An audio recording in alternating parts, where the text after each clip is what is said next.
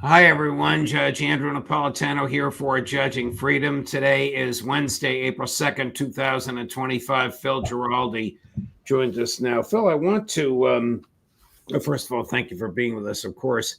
I want to prevail upon your lifelong career expertise in the intelligence community to ask questions about recent events. And then, of course, I want to talk about your piece. It's dreadful, not dreadfully written. It's beautifully written. It recounts dreadful events of the suppression of free speech in America. But on your uh, intelligence expertise, were you impressed at all after reading the transcript of the signal texts involving Pete Hegseth and Mike Waltz and the others at the general ignorance of the people on the phone about what Hegseth was talking about? Well, not phone, on the texting about what Hegseth was talking about, the ignorance of the magnitude of American attacks on Yemen civilians? Well, it's kind of interesting. It was interesting to read, and then it was even more interesting to sort of sit back and think about it, and then go back and take another look at it, which is what I did. My impression was that this was a group of profoundly ignorant people in terms of the target they were talking about, Yemen, and in general, the recent history of that part of the Middle East and what's been going on for 75 years since the end of the Second World War. And they didn't have to fall back on that because they didn't know anything about it, and they couldn't fall back on it. Now, this led me to believe, as a former intelligence person who sat in on scores, if not maybe hundreds, of meetings that had that kind of purpose, where we're sharing information and looking at options and stuff like that. I found the whole experience of seeing this thing and imagining what it was like as incredibly frustrating. There surely are people in the intelligence community and in the Pentagon who have excellent background knowledge and could have briefed these people over the key issues that are involved in the conflict there. And did these people not do their work, or is it just the people who are involved are so much political animals that they're not interested in any alternative views? And maybe that's what it really is all about. Mm. How sloppy was it that nobody knew that Goldberg was on the line, so to speak? I mean, the espionage statutes, and espionage is defined as the failure to keep protected and secure national secrets that have been trusted to you. The espionage statutes, as you know, you once had a very, very high national security clearance, can be violated by intent or negligence. It's the rare federal criminal statute that the government only has to prove negligence. How rare is it for that kind of negligence to occur?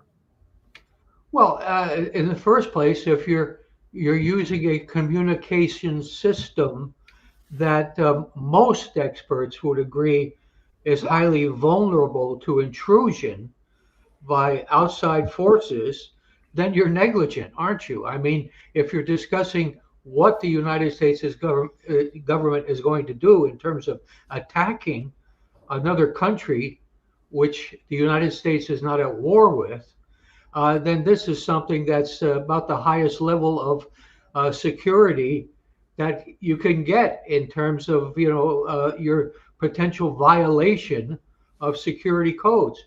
So this is a truly an awful thing that they were lazy enough, negligent enough Mm. to go to that route, to be able to sit around and talk with each other and exchange views on a subject they didn't know anything about.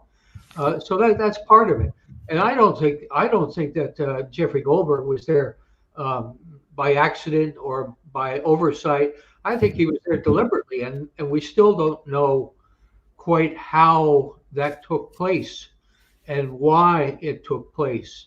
And this is something that may unravel over the next several months, although the story admittedly is kind of died. Well, it has died because the FBI has been directed by the Attorney General not to investigate it.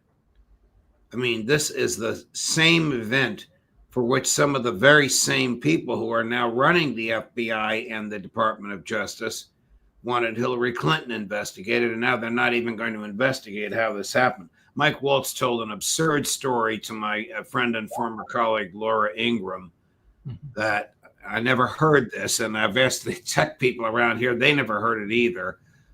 Somehow, because he got close to somebody else, Goldberg's phone number got sucked into, that's Mike Waltz's phrase, his cell phone. I never heard that, but here is Goldberg commenting on the phone number issue. Now, Goldberg, just to refresh the memory of everybody watching, is the Atlantic Magazine editor-in-chief who was on this texting chat for 2 days and then decided, I better tell them that I'm here. They obviously don't know I'm here. Anyway, cut number 6, Chris. This isn't the Matrix. Phone numbers don't just get sucked into other phones. I don't know what he's talking about. My phone number was in his phone because my phone number is in his phone. He's telling everyone that he's never met me or spoken to me. That's simply not true.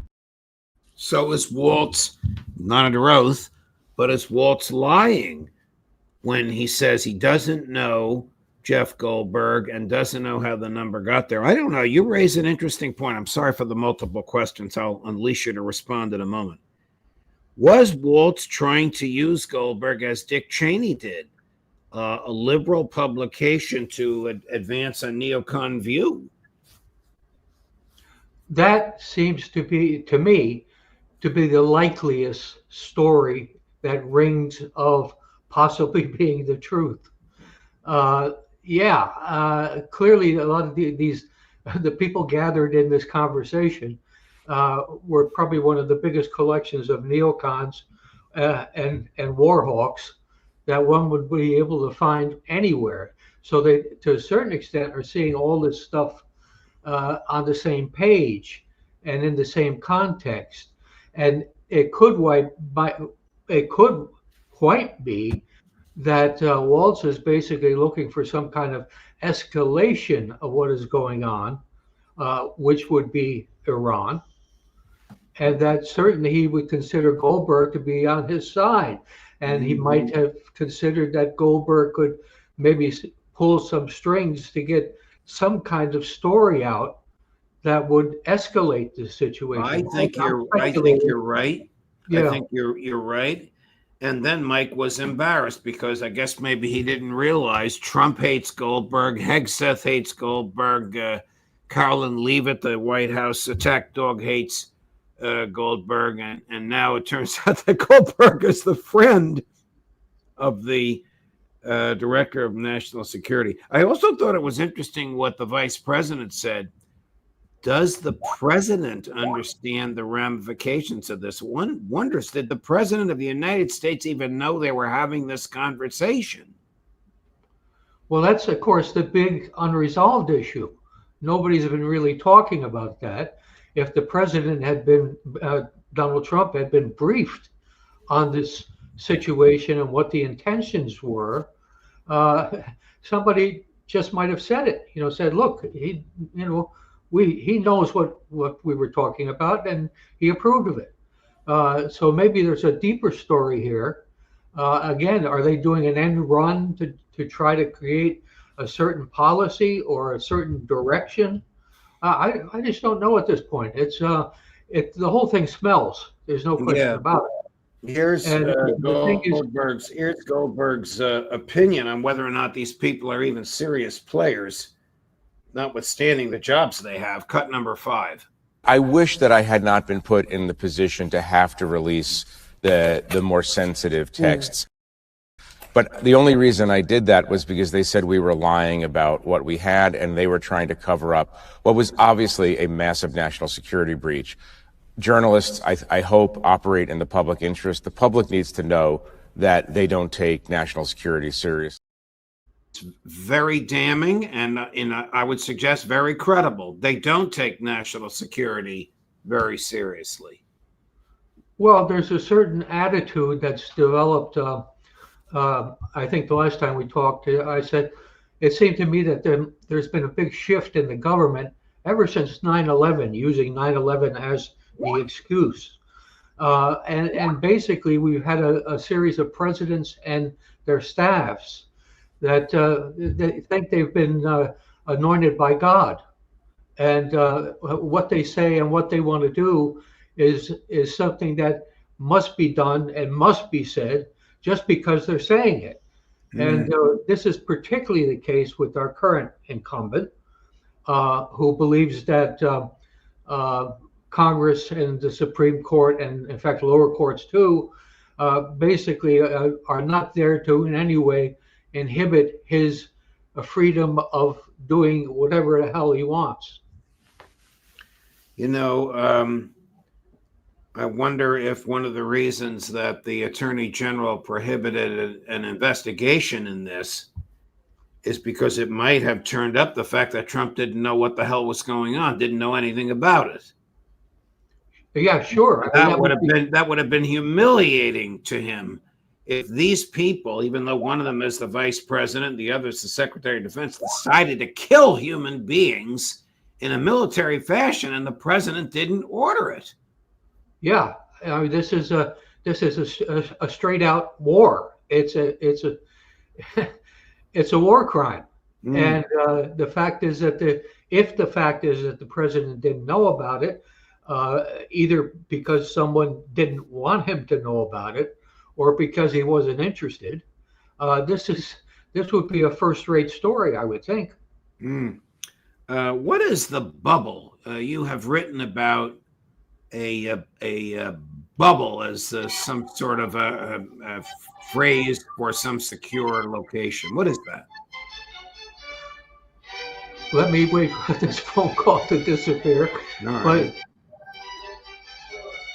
a bubble is a secure chamber.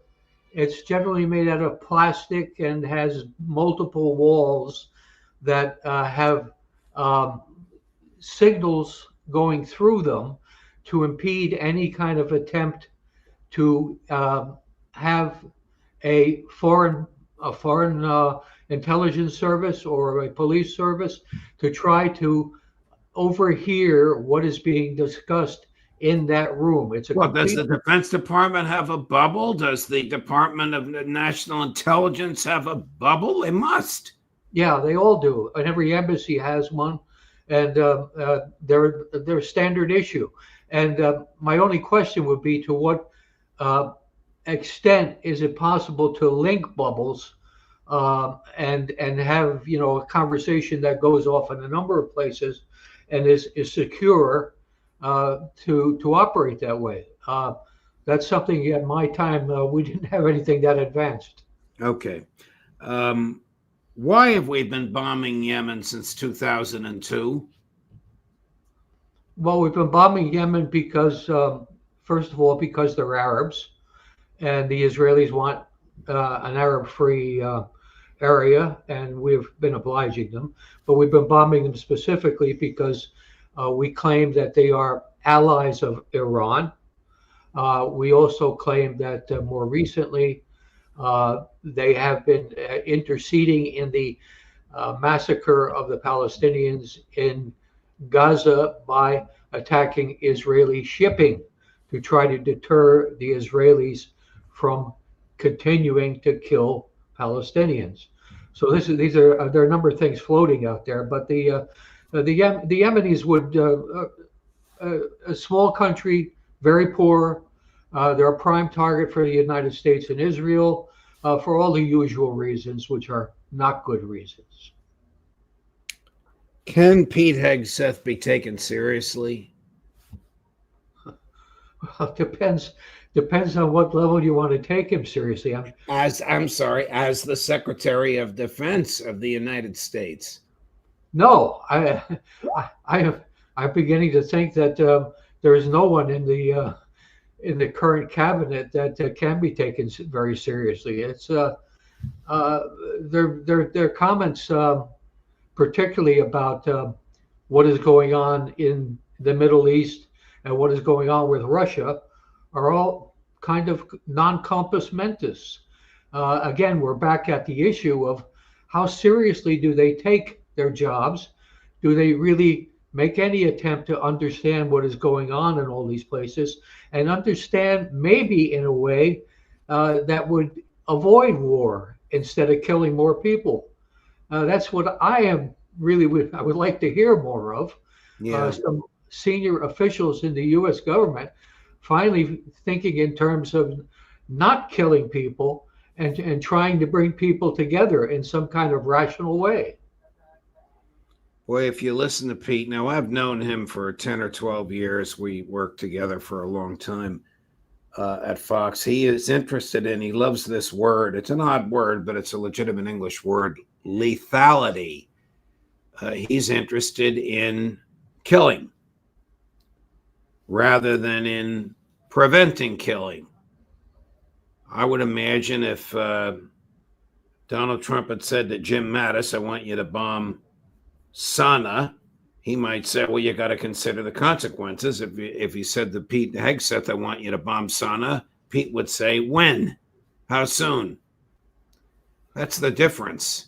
I mean, well, no, actually, I think when we say, where is Sana? He might say that. Let me get to your recent dreadful piece, not dreadfully written, but describes dreadful events about arrests in the United States of America of people legally here because of their speech. And let me suggest to you, I know this is going to irritate you, but I love you. You know that. Let me suggest to you that this is the root cause for these arrests. Chris, cut number 11. These ignorant demonstrators. Who are they demonstrating for? For these murderers, these rapists, these mass killers. This is a reflection of a deep rot that has pervaded the intellectual hub of free societies. And this vilification of Israel, the Jewish people, and Western values has been propagated by a systemic alliance between the ultra-progressive left and radical Islam. It must be resolutely fought by civilized societies to safeguard their future. This is why we must all commend President Trump's decisive actions against anti-Semitism, and we must pressure other governments to do the same. Check that last phrase. We must pressure other governments to do the same. Well, we've succeeded in pressuring the United States. Now we have to pressure other governments. This monster is a crusader against the freedom of speech. Well, he's also a crusader against the truth because he's describing an entity that is full of killers, rapists, and so on and so forth. He's describing his own country under his rule. And he's convinced the United States to do the same. And he wants the United States to go on a crusade, may I use that term, to convince the rest of the world that lining up behind Israel to kill every Muslim. I find that interesting that he frames the enemy here as Muslims, he then flips the coin and says, gee, some people have been saying naughty things about Jews. Well, I would recommend that Mr. Prime Minister recognize the fact that people like me, who are very much opposed to the Gaza genocide, are the reasons why anti-Semitism is growing. It's because of what Mr. Netanyahu and his colleagues have been doing to the rest of the world. And so if people say, oh, wow, this is the Jewish state, and this is what they do. I can see how that logic kind of follows onto each other. But this man is as you say, a monster of depravity. Also, not much loved by his own people because he's a crook. So here we have Benjamin Netanyahu telling us what to do. Oh my God. Well, as if to make things worse, here's David Friedman. Now, Mr. Friedman was the United States ambassador to Israel in Trump's first term. He's a longtime New York City friend of Donald Trump's. He is now the leading candidate to be nominated to you ready for this? The United States ambassador to the United Nations. Yeah. Here's Mr. Friedman on we can deport them, we can put them in jail, we can make their lives miserable for speech. Number 10. A government can do in 2 months more than any organization can do in its lifetime. And so when we talk about the importance of a bipartisan fight against anti-Semitism, which of course I endorse, and I, as my predecessor said, I condemn anti-Semitism on the right and on the left. I'm an equal opportunity condemner of anti-Semitism. You're alluding to Candace Owens and Tucker Carlson. Yeah, none of them are any good on the right. On the left, I don't like any of these anti-Semites, and I'm not shy about it. But the government, the United States government or the government of France or the government of any other country, has the power to rein in anti-Semitism in a much more effective way. And you know, people say, well, you know, the governments are not in the business of changing the way people think. That's true, but, you know, to my thinking, most people who are, you know, anti-Semites, most of these people running around, we're not going to win their hearts and minds because they don't have hearts and they don't have minds. So, you know, how are we going to... There's no reason to think we're ever going to convince them, but we can deport them, we can put them in jail, we can make their lives miserable, we can cut off their funding, and that's what the Trump administration is doing for the first time. So the Trump administration, of which this man was once a part and yearns to be a part again, is in the business of evaluating speech and punishing the speech it hates and fears, or its benefactors like Mr. Friedman hate and fear. As simple as that. We have to recall that David Friedman was the clown who was running around under Donald Trump in his first administration and was giving the Israelis everything they wanted, including a green light for them to basically expel the Palestinians from the West Bank and kick the Palestinians who have been living in that country for 2,000 years completely out of their homes and completely out of the area. That was David Friedman. Right. Well, he may be back, Phil, which of course will be more for us to comment on and write about, but horrific for the reputation and representation of the United States at the UN. Thank you for your time, Phil. Always a pleasure, no matter what we're talking about. It's always great to chat with you and to be able to pick your brain. We'll see you again soon. Thank you very much. I look forward to it. Likewise. And remaining today, the one and the only Max Blumenthal, right here at 4:15 Eastern this afternoon. Judge Napolitano for Judging Freedom.